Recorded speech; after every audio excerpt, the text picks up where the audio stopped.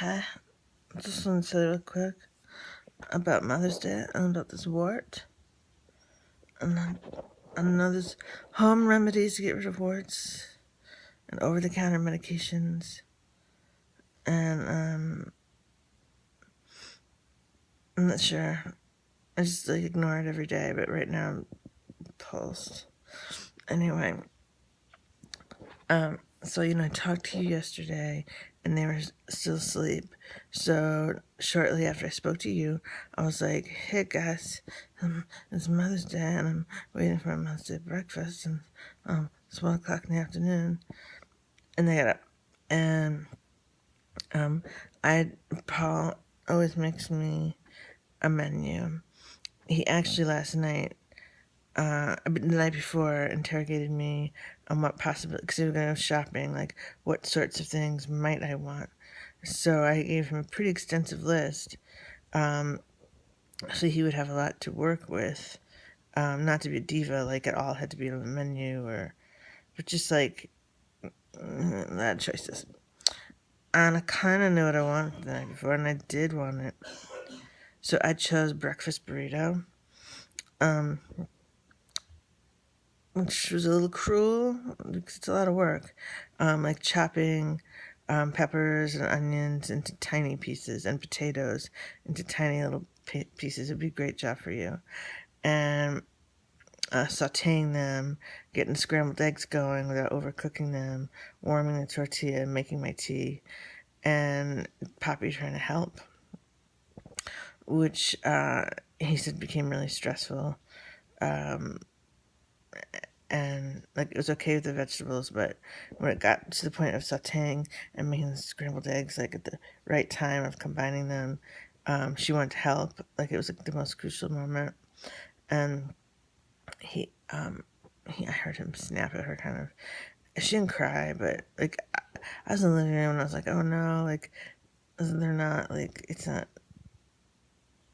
Maybe usually I'm in bed. Maybe like that always happens.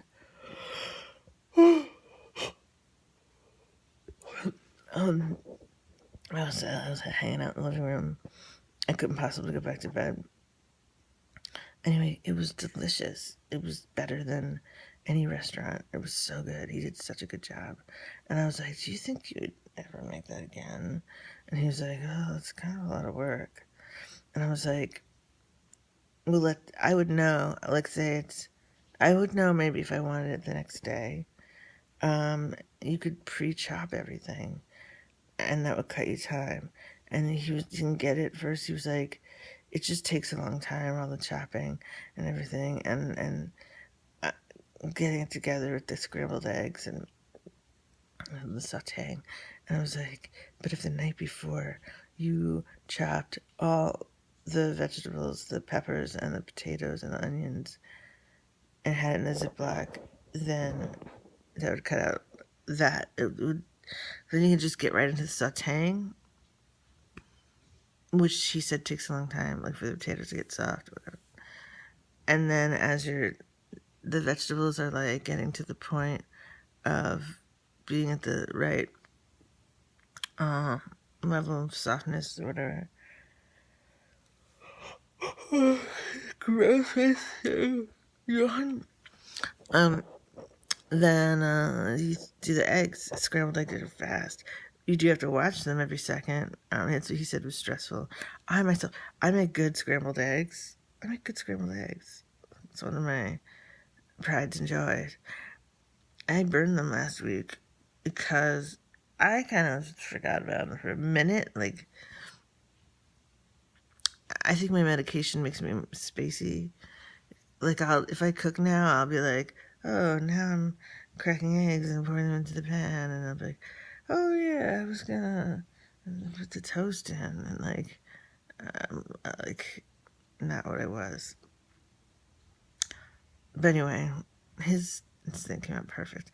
And then I had mastrobbers, and my wish was to have them Sara Lee pancake slices, because there's a lot of liquid with the sweetened strawberries drizzle over pound cake, and I wish I hadn't eaten all the strawberries last night. But I still might have pound cake, and maybe like make a little something with the frozen fruit that we have, like heat it up and add sugar or something. I don't know. Or just have plain pound cake with tea. So that was. Oh, and then the rest of the day was really mellow. I felt like it was better than my birthday. The weather was much better, not perfect, and Paul wasn't sick, and Poppy wasn't bad, and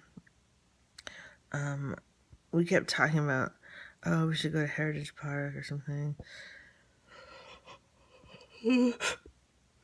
Probably have an activity, but she played in the backyard a lot, so I got lazy.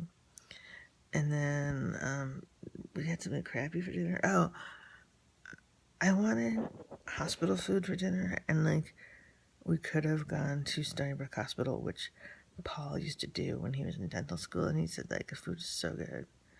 And I was like, let's go to Stony Brook Hospital.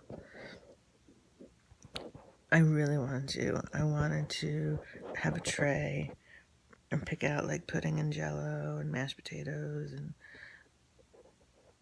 turkey or whatever, like without judgment or ordering it from anyone. Like a buffet, basically. And I really wanted chocolate pudding. He refused. He was like, it's too depressing. You see people there like that are sad because their loved ones are sick and they're super stressed out. Like, it's not a fun atmosphere. And at night, especially, that would be really gloomy. And then I remembered when Poppy was in the hospital overnight when she bonked her head. Well, when she fell down the stairs and cracked her head on the ground and had a skull fracture. And we were observed by CPS. But then they decided that we were good and loving parents and that she was in no peril. But I remember food got sent up from the main cafeteria. Like, it wasn't hospital food. It was, I don't know whether we ordered it for her or not. The nurses might have told us that we could just order food. I can't remember exactly, but somehow we got it. Not from the sick people cafeteria, whatever, the normal cafeteria that anyone can go to. It was really good. I was like, I really want to go. And he was like, usually I get whatever I want. He was like, I can't do it. So, I was thinking of going there with Poppy today. And the other thing was, he's like, you have to pay for parking. And I was like, we'll just park on the campus across the street and like run across the street, which is like a highway in the dark. I mean, it wouldn't be safe. And I would probably get a campus ticket. But like my psychiatry place is really near. Like, you could, this is where you could run across the street. So he was just no. So I took a nap. I was frustrated, but I was tired, and I took a nap. And then when I woke up, I was like, all right, we'll go to a diner. That's like the closest substitute I can think of. So it was fine. It's fine. The Rocky Point Diner was closed. It was like 8 o'clock. We went to the Mount Sinai one, and I was a little over it, so I just got grilled cheese, and I ordered extra pickles, and I didn't have a drink, I just had water.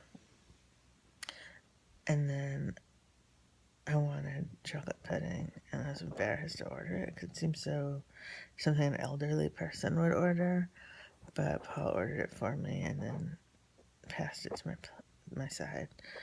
It was good. I couldn't finish it. It was a big portion. And it was verging borderline like mousse. It wasn't exactly what I would want in a chocolate pudding. I'm really particular and picky about chocolate pudding. So it was decent. It wasn't great.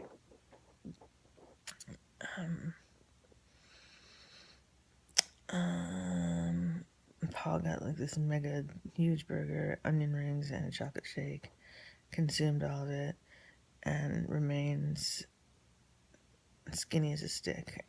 I think he eats like that all the time, like at work on his lunch. He's always eating like that. People, my whole time, like all my life, especially when we were younger, and he was thinner then. I thought he was anorexic, and I'm like, no, he's not anorexic. Which gives me thoughts about body types. Like, I think like if you don't mess with it, or like if you don't go on diets, like if you just are like leave yourself alone, you have a basic body type. Like, it's hard for me to lose weight. It's hard for Paul to gain weight. What does that tell you? Anyway, um,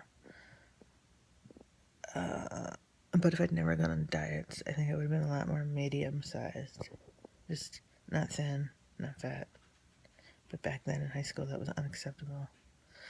And in my 20s, and in my 30s. So anyway, that's it. And then I came home and we put sequestered Poppy, and we watched 3 episodes of Dark Shadows. It's like really, really obsessed with this show. So is Paul.